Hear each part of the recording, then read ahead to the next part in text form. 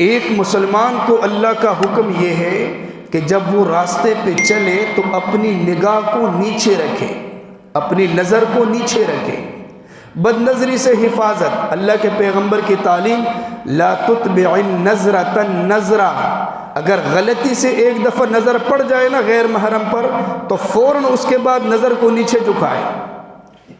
یہ تو صرف ہماری تقریریں ہیں جو ہم کرتے ہیں، آپ بھی سنتے ہیں، آپ بھی کہتے رہتے ہیں، ورنہ رمضان کا مہینہ ہے، رات کے وقت یہاں گلیوں میں کتنے لڑکے کھڑے ہوتے ہیں۔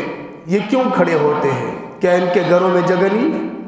کیا ان کے کمروں کے اندر جگہ نہیں ہے؟ کیا بیٹھنے کی کوئی جگہ نہیں ہے؟ کیا یہ باہر گراؤنڈ کی طرف نکل کر وہاں سائڈ پر نہیں بیٹھ سکتے؟ یہ گلی کے اندر کیوں کھڑے ہوتے ہیں؟ ایک طرف دوسری طرف، آپ کو بھی پتہ ہے، مجھے بھی پتہ ہے، سب کو پتہ ہے، یہ عورتوں کو دیکھتے ہیں، یہاں سے جو لڑکیاں گزرتی ہیں، آپ کو بھی پتہ ہے، سب کو پتہ ہے کیوں کھڑے ہوتے ہیں۔ اندر سے لیٹرین کی بدبو آتی ہے، اس بدبو کے اندر یہ کھڑے رہتے ہیں، اور کانوں کے اندر پتہ نہیں کیا کچھ رکھتے ہیں، اور ایسا لگتا ہے کہ جیسے اپنے گھر کے کمرے کے اندر کبھی کبھار قمیض بھی اتار کر یہاں آ کر کھڑے ہو جاتے ہیں۔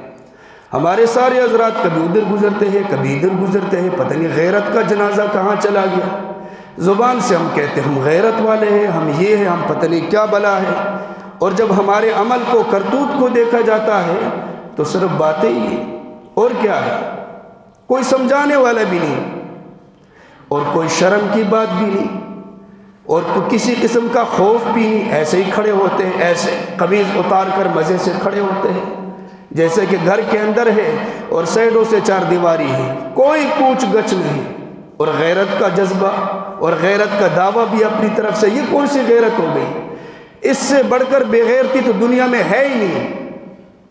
تو یہ ہماری حالت ہوتی ہے۔ ویسے یہ تو زبان کی باتیں ہیں، صحابہ کرام کی تو ایسی حالت تھی کہ ایک جنگ کے موقع پر جب شام کے علاقے میں داخل ہوئے تو عیسائیوں نے آپس میں مشورہ کیا، کہنے لگے جی ان کے ساتھ اللہ کی مدد ہے، ایسا کرو کہ ان کو کسی گناہ کے اندر مبتلا کرو، اللہ کی مدد اٹھ جائے گی، ہم ان پر غالب ہو جائیں گے۔ کہا جی کیا کریں؟ ان کا آپس میں مشورہ ہو گیا، جی چند نوجوان لڑکیوں کو تیار کیا جائے، ان کی آرائش ہو جائے، انہیں خوبصورت بنایا جائے، عمدہ لباس پہنایا جائے، اور قطار میں ان کو کھڑا کیا جائے۔